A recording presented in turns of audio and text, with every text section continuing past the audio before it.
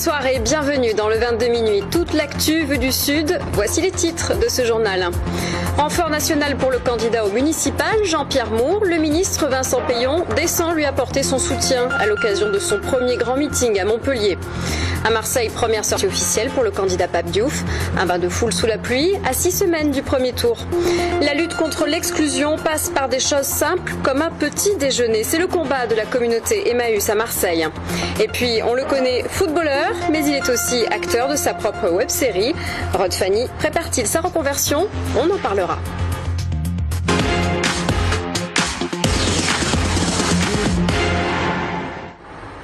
Mais d'abord, Vincent Peillon en campagne, aux côtés de Jean-Pierre Moore. Le ministre de l'Éducation nationale vient soutenir le candidat socialiste à l'élection municipale à Montpellier.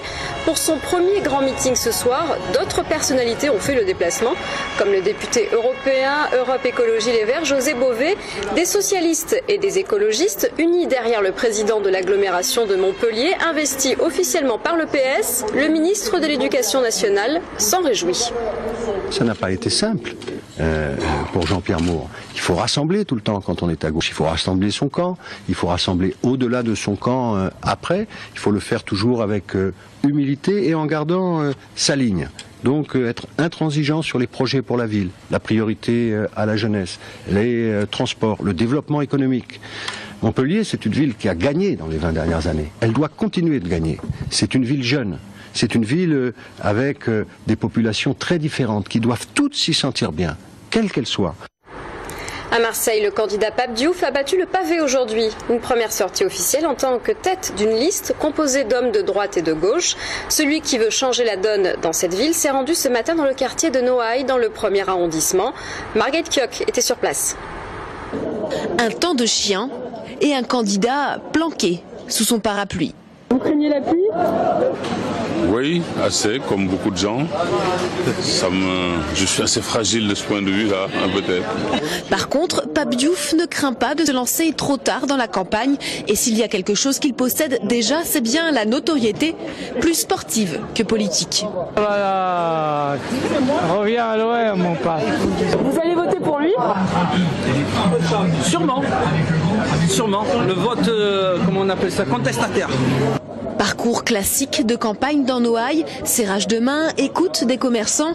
Mais ce candidat-là n'a pour l'instant aucune mesure concrète à proposer aux habitants du quartier. Les dictats, les manières de dire voilà ce qu'il vous faut à des gens sans les faire participer à ce qu'ils veulent et à ce qu'ils ressentent, c'est fini. Dans mon esprit, ça n'en a jamais été. Je crois que ce qu'il convient à Noailles, c'est d'avoir les habitants même de Noailles qui peuvent le dire. C'est pourquoi je suis venu les écouter et c'est pourquoi aussi je pense qu'en les écoutant de cette manière-là, on arrivera à cerner les problèmes et pourquoi pas essayer de trouver des solutions pour eux.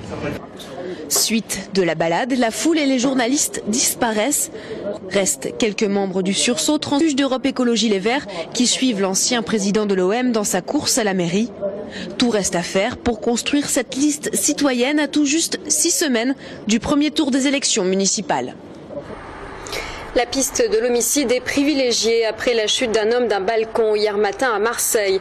La victime âgée de 34 ans est décédée la nuit dernière. À la suite d'un différend avec le principal suspect, l'homme aurait été délibérément lâché dans le vide au 2e étage de son appartement de la rue du Petit-Saint-Jean dans le 1er arrondissement. Hier, 3 personnes ont été placées en garde à vue. Le principal suspect est âgé de 20 ans. Mauvaise nouvelle à Nîmes, où le site historique de Mory-Ducrot devrait fermer ses portes. L'ancien siège du transporteur fait partie des 46 agences supprimées dans le plan de reprise d'Arcole Industrie. Contrat validé hier soir par le tribunal de commerce de Pontoise. À Nîmes ce matin, les 43 salariés sont tout de même venus travailler. C'est une véritable honte de traiter les salariés de cette façon. Il y a des choses qui se font dans le dos des salariés. On nous demande presque de ne pas venir, à partir de lundi, de ne plus venir travailler.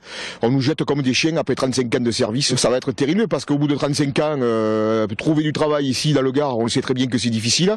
On espère que M. Montebourg et ses ministres tiendront leurs promesses, c'est-à-dire d'essayer de nous reclasser. Nous, on est prêts à tout, on est prêts à travailler. C'est des gens sérieux qui ont toujours bossé dans leur vie et ils sont prêts à tout. Voilà. En Languedoc-Roussillon, plus de 80 emplois seraient supprimés. En plus de l'agence de Nîmes, celle de Narbonne devrait fermer. Le site de Montpellier conserverait 26 salariés sur 44.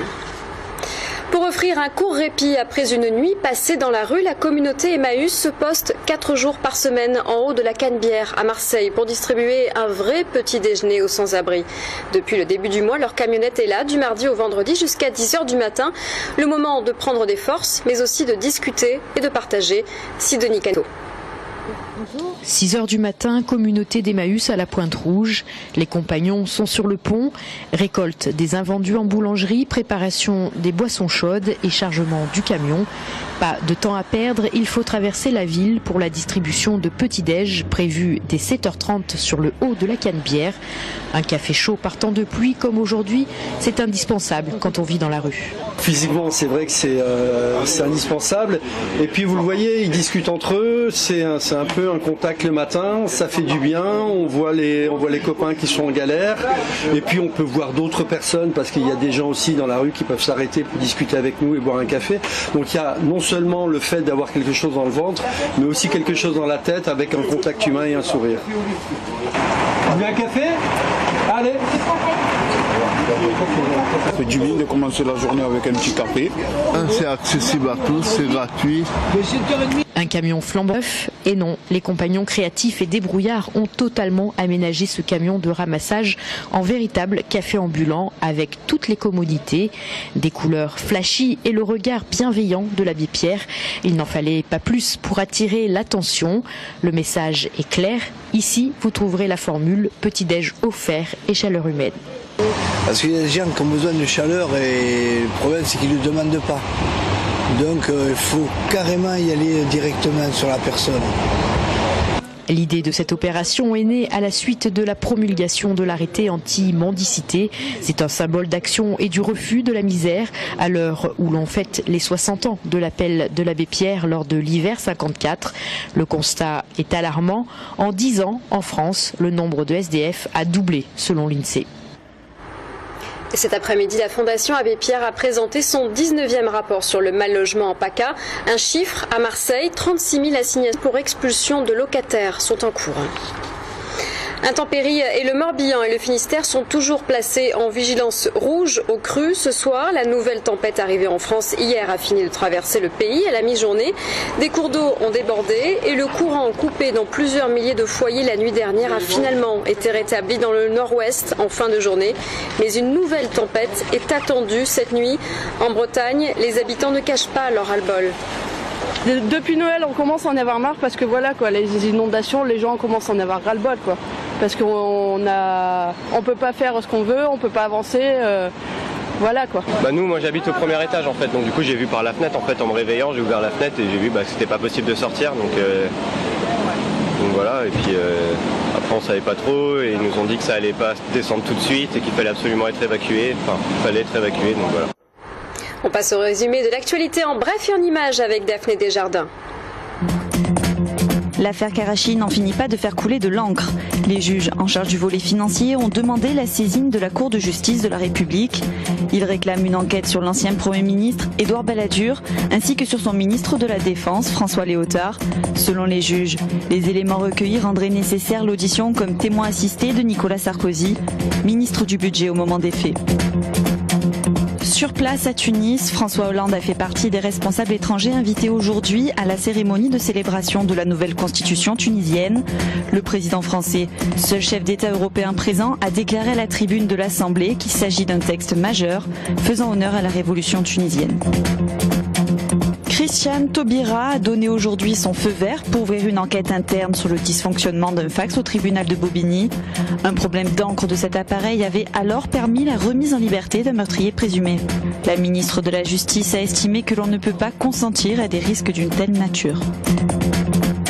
Vous l'avez peut-être constaté, aucun journal Libération n'était en vente aujourd'hui dans les kiosques.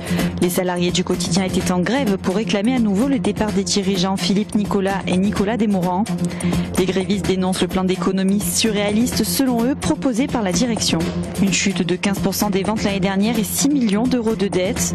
Le quotidien ne dispose plus que de quelques mois de trésorerie. Parce que finalement nous sommes tous différents, une vaste opération de sensibilisation au handicap a débuté lundi auprès de 5000 collégiens du Languedoc-Roussillon. Au programme, des ateliers pratiques, des tables rondes et des rencontres avec des parrains de renom. Hier, c'est le chanteur Gilbert Montagnier qui a inauguré cette opération. Objectif, permettre aux collégiens de porter un autre regard sur le handicap. Olivier Roiran. Quand tu vas faire le balayage comme ça, tu as la largeur de ton corps et le passage de ton corps. Pas simple de vivre le handicap, même pendant quelques minutes. Pris de la vue, tout déplacement s'avère périlleux. La canne est alors indispensable pour se repérer. Autre difficulté, le maniement du fauteuil roulant. Ici, toutes sortes de situations sont reconstituées, du parcours étroit aux surfaces peu praticables. Il y a des obstacles et c'est difficile. C'est dur d'être handicapé.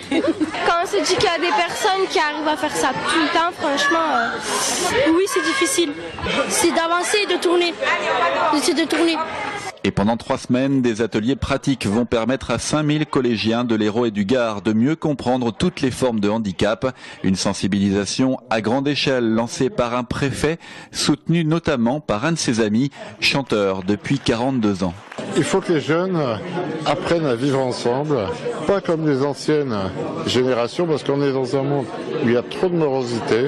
Et il faut des projets positifs, où chaque jeune puisse se dire mais finalement on peut être différent et être heureux de vivre. De toute façon, les enfants sont un vecteur d'espoir et on compte vraiment sur eux.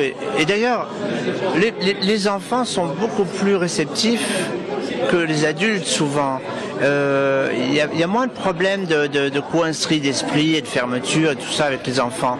Différent, comme tout le monde, c'est le nom de l'opération qui va se terminer le 27 février par une grande fête au Zénith de Montpellier.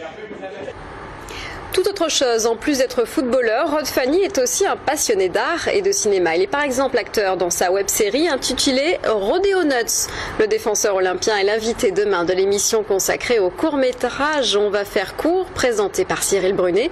Sa reconversion est-elle toute trouvée? C'est ce que Rudy Dahan lui a demandé. Tout trouver, je sais pas, mais voilà, chaque chose en son temps. Pour l'instant, voilà, je suis footballeur, j'essaie de faire ça au mieux.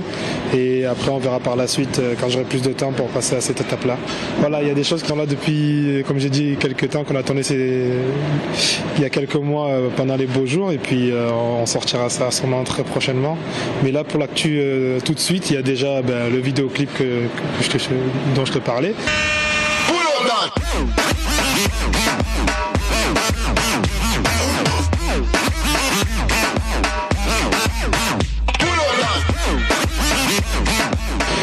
Ça s'appelle Parisa, ça s'appelle Pull Up, c'est sur YouTube.